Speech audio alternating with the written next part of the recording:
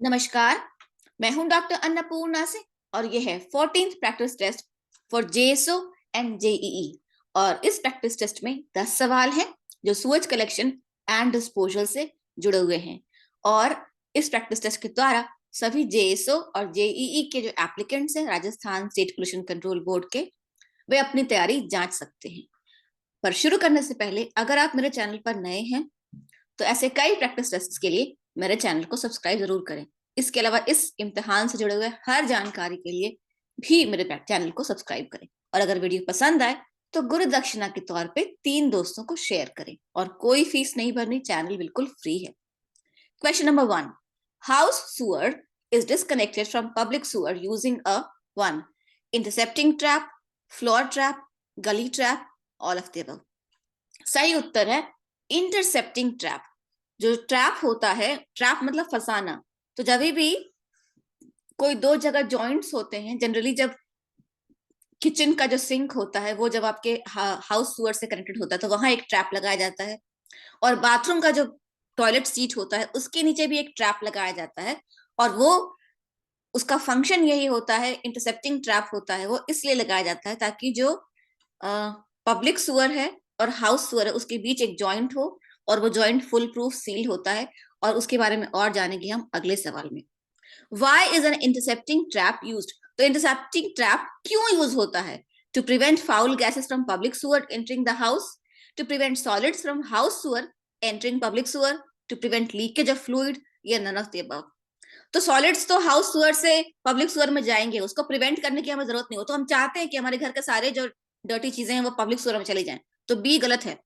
To prevent leakage of fluid, ये भी गलत है, क्योंकि लीकेज ऑफ फ्लूइड को प्रिवेंट करने के लिए सिंपली हम दो जॉइंट्स को आपस में सील कर सकते हैं और उसके लिए कोई ट्रैप लगाने की जरूरत नहीं है। पर ट्रैप हम लगाते हैं to prevent foul gases from public sewer entering the house sewer, कि हमारे घर का जो सुअर लाइन है वो पब्लिक सुअर से कनेक्टेड होता है और जहां घर की सुअर लाइन पब्लिक सुअर लाइन से कनेक्टेड होती है वहीं हम एक ट्रैप लगा देते हैं ताकि जो पब्लिक सुअर से जो फाउल गैसेस हैं वो हमारे घर की तरफ ना आ सके। ठीक है, तो आंसर होगा ए। और अब हम इंटरसेप्टिंग ट्रैप को देखते हैं कि ये आप सभी ने कभी न कभी देखा होगा, जब कंस्ट्रक्शन होता है घर का तो ये सामान ला के रखा जाता है। ये टॉयलेट सीट के नीचे कहीं लगाया जाता है जिससे कि टॉयलेट सीट का जो भी फ्लो है वो पब्लिक सुअर तक जा सकता है, लेकिन पब्लिक सुअर का कोई भी गैस या डर्टी फ्लो वापस टॉयलेट सुअर तक नहीं आ सकता है। तो यहाँ पे ऐसे टॉयलेट के ऊपर फिक्स होता है और यहाँ पे ऐसे पब्लिक सुअर से कनेक्टेड होता है। यही होता है इंटरसेप्शन ट्रैप। ठीक है, आगे बढ़ते हैं। Why are traps used in sanitary plumbing systems? Sanitary plumbing systems में, मतलब बाथरूम के पब्लिक प्लम्बिंग सिस्टम्स में क्यों ट्रैप्स का इस्तेमाल होता है? A, to prevent the passage of foul smelling gases from pipes to outside. B, to prevent the flow of solid across sewers. C, to prevent the flow of liquids across sewers, या none of the above। So solid और liquid तो across sewers flow करते ही हैं, पर कारण होता है to prevent the passage of foul smelly gases from pipes to outside, कि जहां भी joints है वहां पे हम ये ट्रैप्स का इस्तेमाल करते हैं ताकि जो फाउल स्मेलिंग गैसेस है जैसे हाइड्रोजन सल्फाइड या अमोनिया ये लीक ना हो। ठीक है, तो आंसर होगा A. What is a water closet? Water closet क्या होता है? A plumbing system designed to receive kitchen waste, a water flushed plumbing system designed to receive human excreta and is connected to a soil pipe, both A and B, या none of the above। तो water closet जो होता है, जो potty pot होता है ना आपका, वही वाटर क्लोजेट होता है, क्योंकि उसमें पानी फ्लश करते हैं ना आप। तो a water flushed plumbing system designed to receive human excreta and is connected to a soil pipe, और वो एक पाइप से कनेक्टेड होता है जहां से वो एक्सक्रीटा बाहर चले जाता है। तो सही उत्तर होगा बी। ठीक है, that's a water closet. What is a siphon? Siphon या सिफॉन, जो भी आप प्रोनाउंस करें, क्या होता है? A tube used to convey liquid upwards and then down to a lower level unaided. A tube used to suck liquid from anything. A tube used to convey liquid downward only, या none of the above। तो a tube used to suck liquid from anything, किसी भी चीज से liquid खींचने के लिए जो ट्यूब का इस्तेमाल होता है वो सिफन नहीं होता है। A tube used to convey liquids downward only, जो लिक्विड को नीचे भेजता है वो भी सिफन नहीं होता या साइफन नहीं होता है। साइफन वो अरेंजमेंट होता है कि एक ट्यूब होती है यू शेप टाइप और उसमें एक फ्लूइड का लेवल मेंटेन होता है। अगर वो फ्लूइड का लेवल एक तरफ यू के एक तरफ बहुत ऊपर चढ़ जाएगा तो बाद में वो नीचे आता है, नीचे ऊपर वो फ्लूइड का लेवल अपने आप अनएडेड बिना किसी फोर्स के बैलेंस होता है, उसको साइफन कहते हैं। तो सही उत्तर है ए, A siphon is a tube used to convey liquid upwards and then down to a lower level unaided. और siphon कैसा दिखता है? ऐसा. ये एक कंटेनर है पानी का मान लीजिए या फ्लूइड का, ये दूसरा कंटेनर है फ्लूइड का, और ये एक यू शेप्ड ट्यूब है. और जब यहाँ से ये ट्यूब से पानी चढ़ेगा चढ़ेगा चढ़ेगा और यहाँ आएगा तो पानी का लेवल यहाँ पर बढ़ेगा. और जब पानी का लेवल इस लेवल तक बढ़ जाएगा तो फिर यहाँ पानी बढ़ जाता है और यहाँ कम हो जाता है, तो फिर यहाँ से पानी नीचे आता है. ये बेसिकली ग्रेविटी के फोर्स पर चलता है और इसको कोई एक्सटर्नल फोर्स की जरूरत नहीं होती है. पानी का लेवल ऊपर नीचे अपना बैलेंस किया रहता है. यही साइफन होता है. What is सलेज? सलेज क्या होता है? ये इंपॉर्टेंट क्वेश्चन है. कई बार कॉम्पिटिटिव एग्जाम्स में या यूजीसी नेट के एग्जाम्स में भी पूछा जाता है. Waste water coming from kitchen, sinks, showers and taps. Waste water from toilets, waste water from kitchen sinks, showers, taps and toilets, या नन ऑफ द अबव. तो सलेज वो वाटर होता है जो किचन सिंक से, आपके बाथटब से या आपके नलों से वेस्ट पानी निकलता है, वो सलेज होता है. क्योंकि वो पानी जो होता है उसको हम ग्रे वाटर कहते हैं, वो उतना डर्टी नहीं होता है और उस पानी को अक्सर ट्रीट करके दोबारा गार्डन्स वगैरह में इस्तेमाल कर लिया जाता है. तो ये होता है सलेज. पर जब किचन सिंक, शावर्स, टैप्स और टॉयलेट्स इन सब का पानी मिक्स हो जाता है तब हम उसको सुएज कहते हैं. सुएज जो होता है वो ब्लैक वाटर होता है और वो बहुत ही गंदा होता है. What is thermal pollution of water? Water pollution caused by abnormal warming of a water body. Water pollution caused by pollution of a water body which receives abnormally cold water. Water pollution of a water body which receives abnormally hot water. या all of the above. तो इसका सही उत्तर होगा D, all of the above. अगर water pollution होता है किसी पानी का, किसी वाटर बॉडी का, झील, नदी, तालाब का टेम्परेचर अचानक से बढ़ जाए तो थर्मल पोल्यूशन होता है. इसके अलावा अगर कोई झील, नदी या तालाब, कोई वाटर बॉडी अगर बहुत ठंडा पानी रिसीव करती है तो वो भी वाटर पोल्यूशन होता है. क्योंकि अगर बहुत ठंडा पानी रिसीव करती है तो भी उसका जो नेचुरल वाटर का टेम्परेचर है वो बहुत नीचे आ जाएगा और थर्मल शॉक लगेगा उसके इकोसिस्टम को, तो वही वाटर पोल्यूशन है.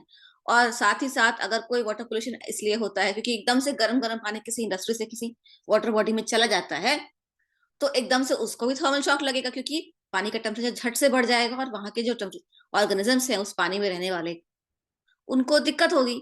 तो ये सभी जो है वाटर पोल्यूशन का कारक होता है. तो आंसर होता है D, all of the above is the correct answer. Question number 8. What are privies? Privies क्या होते हैं? A toilet located in a small shed outside a house or other building, a toilet located inside a house, a privy is the same as a septic tank, none of the above.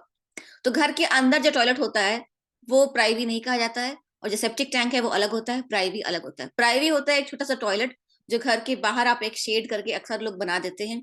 Apartments में तो वो चीज देखना मुश्किल है, पर जिन लोगों के अपने घर होते हैं वो अक्सर एक सर्वेंट क्वार्टर के बाहर एक छोटा सा टॉयलेट, बस एक दीवार खड़ी कर देते हैं, उसके ऊपर एक शेड दे देते हैं और उसमें एक टॉयलेट सीट लगा देते हैं और उसको कनेक्ट कर देते हैं अपने सेप्टिक टैंक से. तो वो प्राइवी होता है.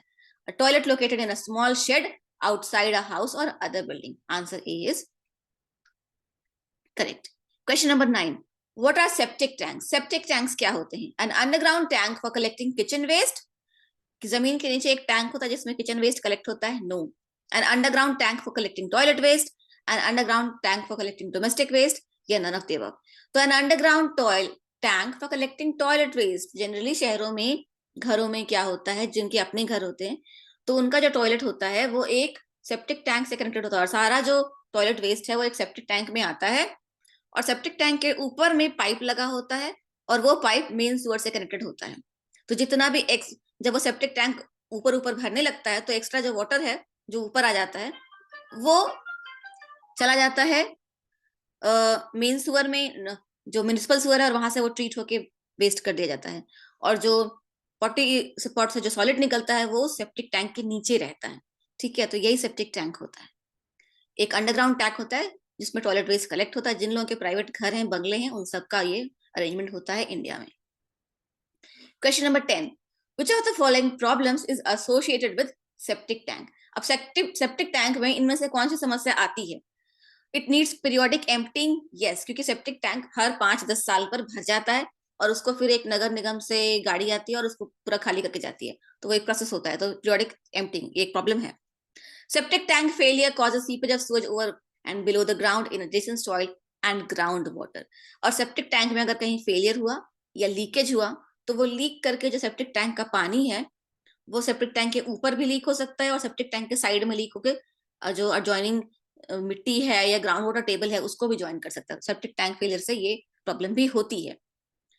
It might emit foul smell if joints are not properly sealed or traps experience leakage. और सेप्टिक टैंक में अगर जॉइंट्स प्रॉपर्ली सील्ड नहीं है या अगर कोई ट्रैप इस्तेमाल हुआ है तो उसमें अगर लीकेज है तो उससे फाउल स्मेल भी होता है। ये सब सही है। सेप्टिक टैंक के साथ ये सभी समस्याएं आती हैं अगर उनको उसका ठीक से कंस्ट्रक्शन नहीं हुआ है या ध्यान नहीं रखा गया है तो D, all of the above is correct answer. ठीक है, आशा है ये प्रैक्टिस टेस्ट आपके लिए उपयोगी रहा होगा। इस प्रैक्टिस टेस्ट के डिस्क्रिप्शन बॉक्स में और कई सारे प्रैक्टिस टेस्ट और वीडियोस हैं।